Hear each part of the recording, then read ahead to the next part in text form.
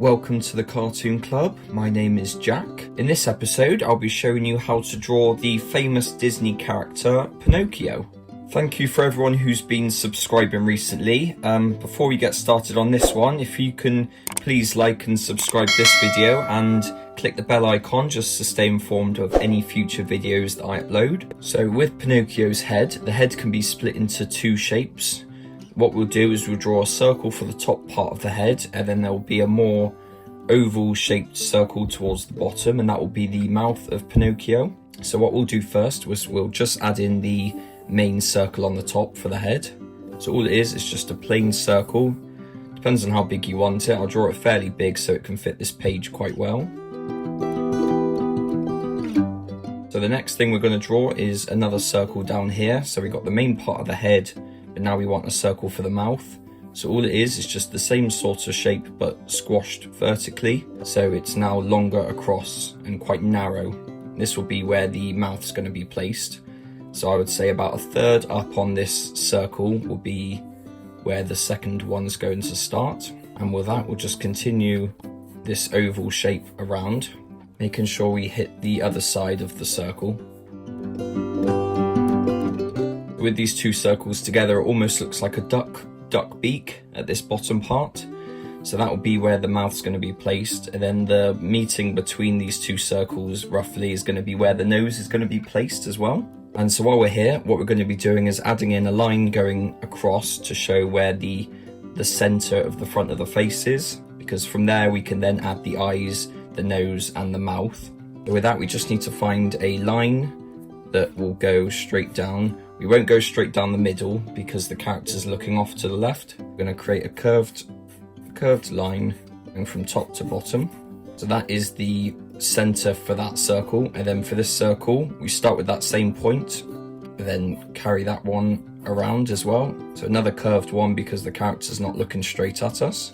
So this point here is going to be where the nose is going to be placed. So if I place a rough circle, this will be the start point of the nose. And we're going to do Pinocchio in one of his lying phases. So the nose is going to extend off towards the left, past the face. Down here as well, we're going to place another circle. So this will be the mouth of Pinocchio. So Pinocchio is a bit shocked that he's been lying. So we're going to add in that shocked expression.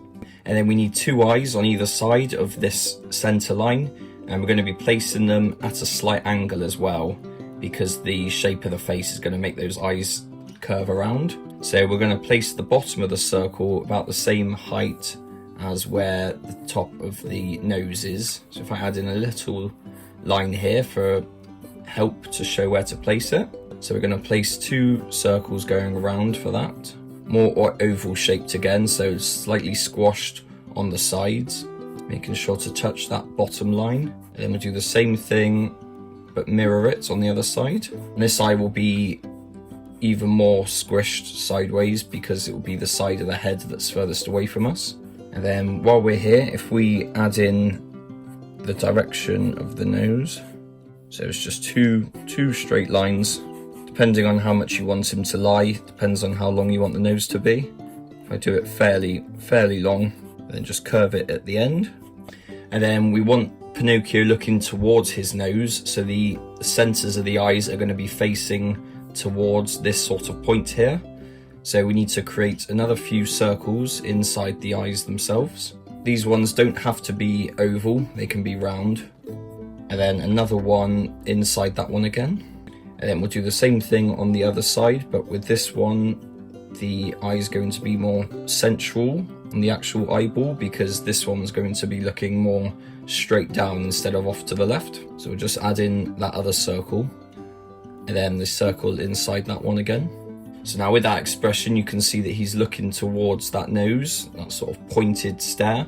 Now onto the eyebrows. They'll be placed above those two eyes again, and they'll just be two curved lines starting lower, heading up, and then coming back down again. So the more shocked you want the eyebrows, the higher up they go. And then we'll just do the other one on the other side, starting low, coming up, and then heading back down again towards the other side. And then onto the ear. So the ear of Pinocchio heads towards this outside of the circle.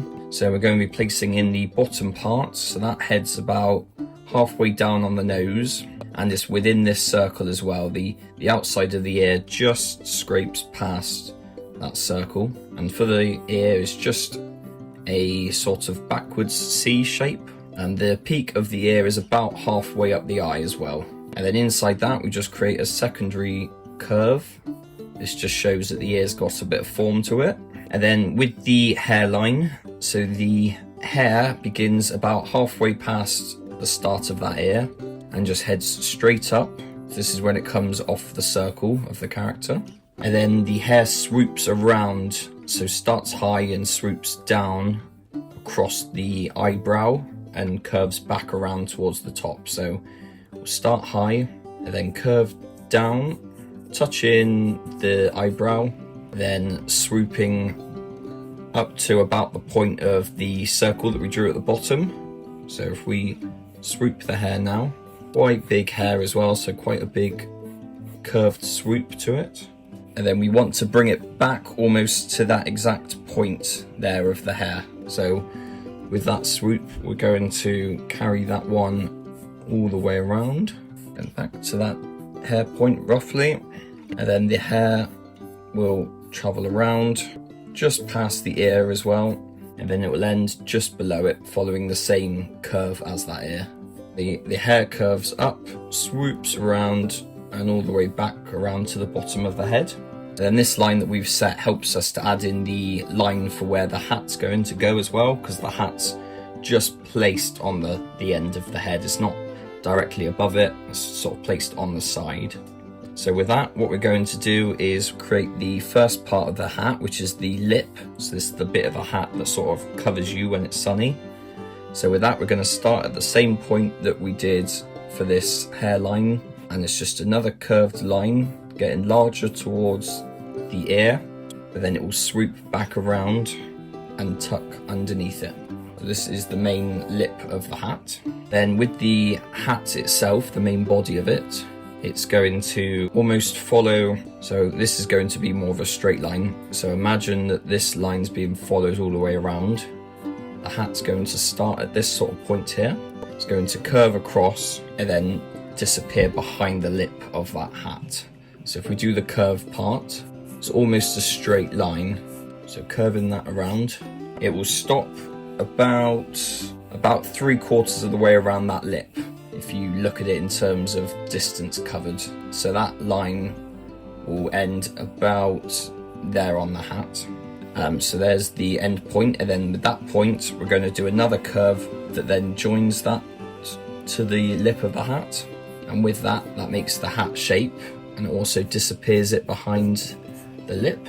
And what we're going to do is create a band that goes around the hat as well. So with that band, I'm just going to start about just past halfway on the hat and then curve it around, similar with what we did with the outside of the hat. So I'm going to start with that point about halfway and then just curve that one around. And then with the second line to finish that band, I'm going to start a little bit further away but still follow that same shape that we've just done. So that's now the band added in for the hat. And then one more final thing on the hat, there is a slight feather that goes on the cap, and that's hidden behind here. So what we do is we just create another curved line and then another curved line sort of mirroring that shape that we just did. So one curves in and one curves in that side, and then there's just one line that goes up, and that's the sort of spine of the feather. So the hat and the hair is done. So what we're going to do is fine tune the facial structure of Pinocchio. So we're going to start with the point that I imagined there was. So continue that hat around. There's a sort of point here. And with that, we're going to try and keep it very close to the eye of Pinocchio on the left and swoop that round. And the swoop would then elongate around about that point, just about the point of the bottom of the eye. We'll do it behind this nose just so you can see where it's going. So this little curve's going to begin, and then I'll go a little bit narrower than the circle I've just created, but we'll follow the shape of the bottom of that circle. So we'll curve that one around, and then this will then end up ending towards the ear of Pinocchio, So we'll finish that curve by going around, swooping up, and then ending just about the same distance as the ear vertically. And then what I'm going to do is just add in the lines for where the neck is, just because that helps to show where the finishing points are. So with that, we're going to add in a line that's just a little bit forward from the hairline, and we're just going to have that one go down at a slight angle. And then the other line is going to start a little bit further away from where the eyebrow is in terms of distance across the page, and that's going to be another line as well. So what I'm going to quickly do is just erase some of these lines just to clarify what part of Pinocchio stays and what part goes. Okay, so some of those lines have been removed, so all of the bottom part's been cleaned up. So this now shows you where the chin of Pinocchio is. We've also cleared off this line, so now you can see where the hair is now placed on the head. I've still kept a few lines just to explain the ones that we need to get rid of. So to make this nose now stand out, we can remove everything on the inside of the nose, and by doing that it then creates a sort of solid object to where that nose is, and that now places that in front of everything else. And then removing this central line, we don't need this anymore because now we've placed the eyes in, we don't need that anymore. And then with the mouth, there is a slight chin that bumps as well, so we'll add in that before we get into cleaning everything up finally. So it's just a U shape we add in, slightly overlapping where the actual rest of the chin of Pinocchio is, and this just exaggerates where the mouth is on the face. And inside the mouth itself there is another line, and this will be the tongue of Pinocchio. So it's just another curve sort of mirroring this downwards U shape that we've just drawn. What we're going to do now is just add in a slight collar to where Pinocchio's shoulders are going to be, and we might add in a slight bow just to show that position as well.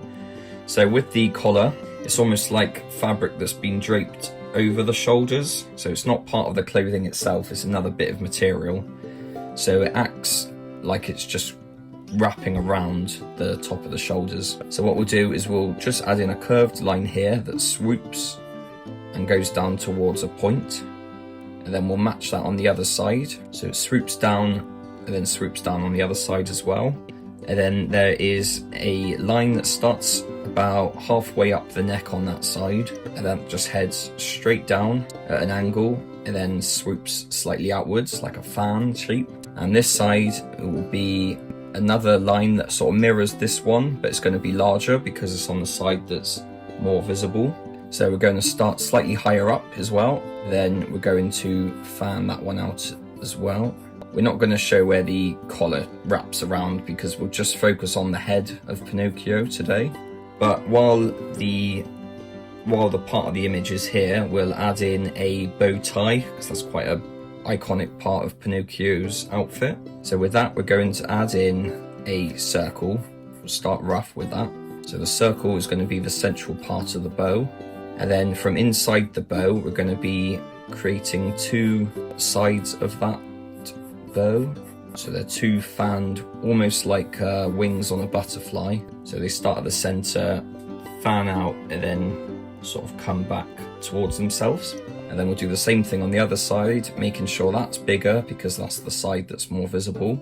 So adding in this wing. And with this side, this one will be overlapping. So this side we can create the full shape of the wing. So it's just a curved line joining the top part and the bottom part together. And then when it comes to adding detail for the inside, it's just a bump inside that circle. And then the bump continues on the other side, wraps around, and then we just mirror that top bit with that bottom bit. So we create a bump on this side and then another bump. And that sort of shows that the fabric's being sort of crinkled up together. And then what we'll do is we'll quickly erase those lines that we don't need anymore. So there's that one going, that slight bump up there, and then cleaning up that little curve there. So there you go, that is the bow tie of Pinocchio done. And now when it comes to inking it, I'm just going to go over everything with an ink pen. So every line you can see I'm going to go over, and then I'll be right back with you after that's been done.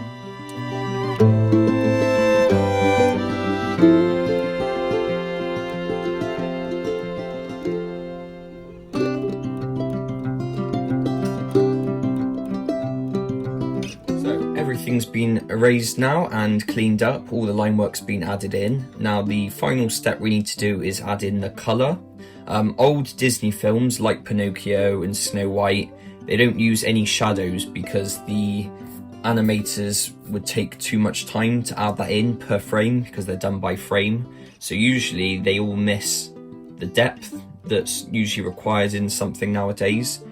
So what I'm going to do is add in some shading. So this just boils down to whether you like it or not, but it also determines, you know, how much you want to make it look realistic. It's obviously not realistic at all because it's a talking doll, but I'm going to add in some shading just to give it a bit of form, like I did with my Mickey Mouse and my Bugs Bunny characters. So what I'm going to quickly do before I go into adding shading and details, I'm just going to go in with the skin and just add in all the skin colour to Pinocchio's face. I'll do that in time lapse just because it takes quite a bit of time to add all that in. So I'll be right back with that one.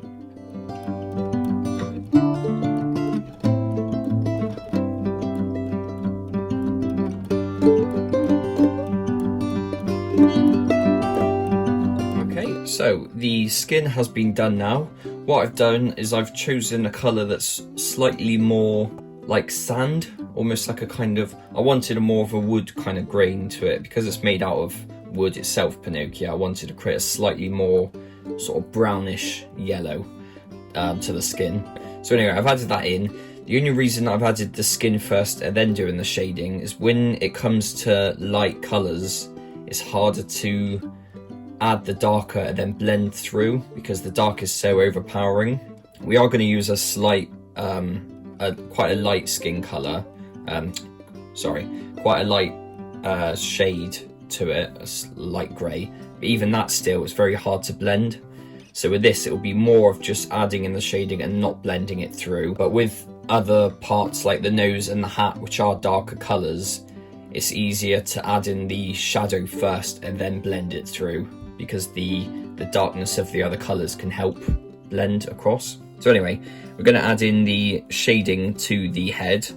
The first big part of the shading is adding some depth underneath the head just to show that it's set above everything else. So with that, I'm just going to start with that point of where the neck is meeting the head, and then I'm just curving it around and then filling in everything inside here with that grey. So that will immediately push this head above the neck. And also I'm going to place a line of shadow following the back of that neck.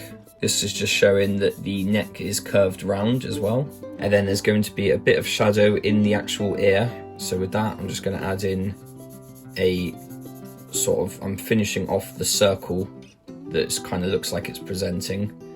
This just shows that the ear's got a bit of depth inside of it. Then what we're going to do is we're going to create a bit of shadow below the hairline just to show that that hairline's now in front of the head.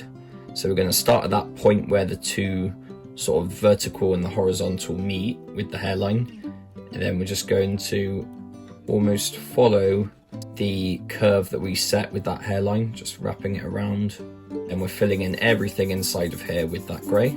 This just helps to project that hair in front, and it shows that it is overlapping the skin of Pinocchio. Then we're going to create a slight shadow just following the outside of this part of the hair. Not too much though, because even though it is projecting out of the skin, it's not as projected as the top part of that hairline. And then what we're going to do is we're going to create a shadow going below that nose as well. So I'm just going to create a small sort of upside down dome shape, because even though the nose is projecting, in theory that nose should project forward towards the screen. There would only be a line going all the way across if the light source was up here aiming down, or this was just a flat image really. And then on the final bit of the face, I'm just going to add in some shading down towards this bottom part of the chin. So starting from that U shape, I'm going to curve a slight shadow just at the bottom of this chin, sort of at the jawline. And I'll just do the same on the other side as well. And that just helps project that actual chin forward to the camera as well. And actually what I'm going to do is create a slight bit of shadow here as well, just to show that there is almost like a bridge to Pinocchio's face. That's just tapering up. So there you go, that is the shading for the skin. And then what I'm going to do is I'm going to time-lapse everything else because it's the same sort of process. But what I'll tell you is I'm going to add in the shading to the bottom part of the nose here. So the whole length of this following the line. So that'll just give it a sort of cylinder kind of shadow. And then when it comes to the hat, all of this bit in here is going to be shaded. One continuous dark bit of grey. And there's a bit of shading just going around this bottom part of the hat. So it starts quite close, but extends the shadow towards the rim, just because this bit's closest to the light source. But as the hat's curving around, it gets darker and darker towards the bottom part. With the bow tie, the shadows go at the bottom part of that bow. It's quite simple with that one. And then we'll just leave that white cravat. We'll leave that white sort of part of fabric alone. But with the hair, that's going to be jet black. So no reason to put a shadow on that because it's just one continuous colour. So I'm just going to colour all that. But before I go, I'd like to say thank you for watching this video. Please like and subscribe to this channel and click the bell icon just to stay informed of any future videos that I upload. If you have any suggestions on other characters to do, please drop them down in the comments. And yeah, enjoy the last bit of the video. I hope you have a nice day. Thank you very much.